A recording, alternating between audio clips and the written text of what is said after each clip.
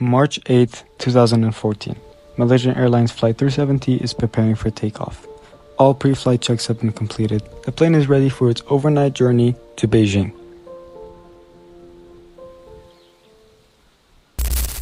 This is Kuala Lumpur International Airport. Malaysian Flight 370 is preparing to take off from here towards Beijing Capital International Airport. On board are two pilots, Captain Zahari Ahmed Shah and co-pilot Farik Abdul Hamid. This is a routine flight that occurs every single Sunday. The plane is a Boeing 777. It's carrying 317 passengers, split among 3 classes. Everything has been going smoothly. The plane has had no issues up until now. It takes off at around 1 a.m. The plane gives over ATC to Ho Chi Minh Air Traffic Control. It's 370, maintaining level 350. Malaysian 370. Malaysian 370, contact Ho Chi Minh 120.9. Good night. Good night, Malaysian 370. That is the last communication of Malaysian Flight 370. At this point, the plane loses radar connection. The plane is completely silent. Nobody knows where it's going. This is the Boeing 777, the same plane as the Malaysian Flight 370. It has 2 transformers located at the front of the plane, where the cockpit is located. These transformers can only be turned off manually. The plane gains radar connection through military radar. This is a military radar system. Military radar systems don't rely on transponders. They rely on moving objects. At this point, the plane seems to be heading towards the Indian Ocean. It has lost radar connection, and that is the last ever location of MH370 with military radar.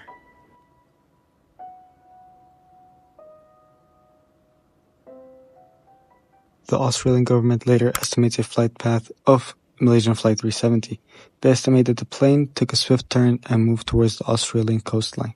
It's possible that the plane had run out of fuel. Therefore, it must have crashed into the ocean. The plane must have flown on autopilot for a pretty long time, in a straight path. At around 2:22, the flight was officially deemed missing. Malaysia Airlines flight with 239 people on board, including 4 Americans, has gone missing. Flight 370's crash site is unknown. However, the Australian government estimates that its search area should be around here. Today, Australian investigators announced a new search area in the hunt for Malaysian Airlines Flight 370. They also revealed a new theory of what happened when that jetliner vanished in March. Here's transportation correspondent Jeff Pegues. Investigators have spent weeks going through all of the data for new clues. Warren Truss is Australia's Deputy Prime Minister. It is highly, highly likely that the aircraft was on autopilot. Otherwise, it could not have followed the orderly path that has been identified through the satellite sightings. How it ended up on autopilot and what was happening in the cockpit is still under investigation. One theory in their 64-page report is that the pilots may have been unresponsive because of a lack of oxygen. The Boeing 777 continued to connect with a satellite through so-called handshakes. The final communication occurred along what's now known as the 7th arc. Investigators now say the plane tracked farther south than originally thought. That's where the search will resume in August off the coast of Australia. They believe the zone in orange has the highest probability of success. It's about 23,000 square miles, roughly the size of West Virginia. The search area is vast. It's located around the 7th arc. The 7th arc is the last known location range of Malaysian Flight 370, based on satellite data. So far, the Royal Australian Air Force has conducted 2 sweeps over the southern search corridor. Another sweep is scheduled to take place later today. Shortly, Madam Speaker, there will be 4 Royal Australian Air Force Orion maritime surveillance aircraft active in this search area. Shortly after Australian Prime Minister Tony Abbott announced unidentified material had washed up on the Australian coastline, the search for missing Malaysia Airlines flight MH370 was temporarily suspended. Planned air search activities have been suspended for today due to poor weather conditions in the search area. 3 aircraft had already departed for today's search area prior to the suspension taking effect. They have been recalled. Current weather conditions are resulting in heavy seas and poor visibility and are making air search activities ineffective and potentially hazardous. International search efforts have been ongoing since the jetliner vanished from radar screens on March the 8th. No wreckage has been identified yet, but Australian officials have vowed to continue searching regardless of the cost. The search is eventually abandoned. The total cost of the search is estimated to be over $200 million. This is the largest and most expensive search in aviation history. It's funded primarily by Malaysia, Australia, and China. Flight 370 had many suspects. One of the main suspects are the pilots. Let's go over each one. The number one suspect is Zaharie Ahmad Shah. But why would he be the number one suspect?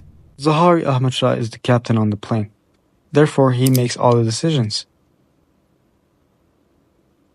And when they searched his room, they found a copy of the Indian Ocean on Flight Simulator. Zaharie Ahmad Shah is the main suspect for a while. Eventually, he's cleared off, due to a lack of evidence. However, his family is not pleased with the suspicion. The news, sadly, from a friend. Early in the morning, around 8 o'clock, she called me and told me there was a mass plane that disappeared.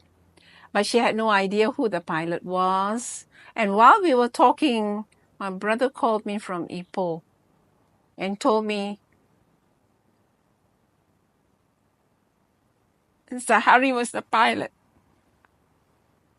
It came as a big shock.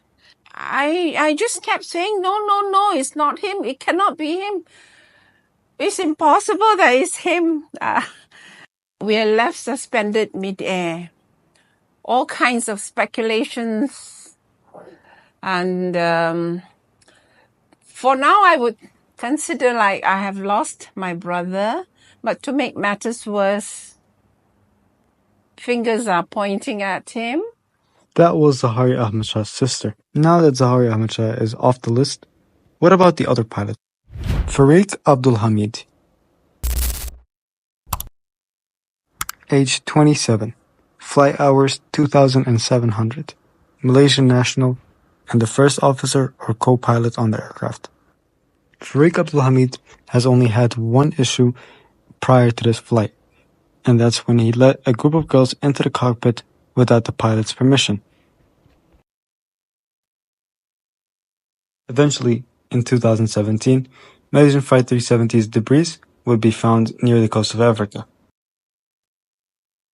An artifact of MH370 is found on the island of Rodriguez.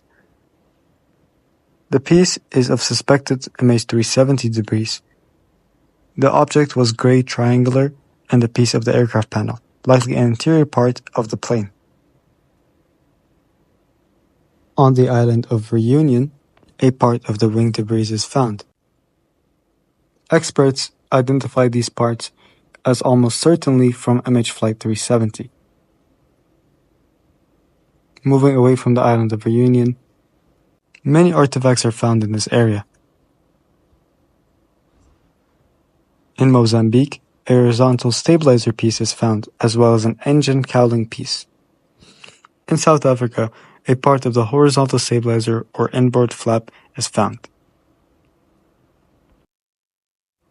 Almost 20 pieces of MH Flight 370 debris is found. However, experts are not certain that all these pieces belong to MH Flight 370. This widespread strongly supports the theory that MH370 crashed in the southern Indian Ocean and broke up on impact, with debris slowly drifting towards Africa over time. Ocean currents most certainly carried wreckage westward from the suspected crash area.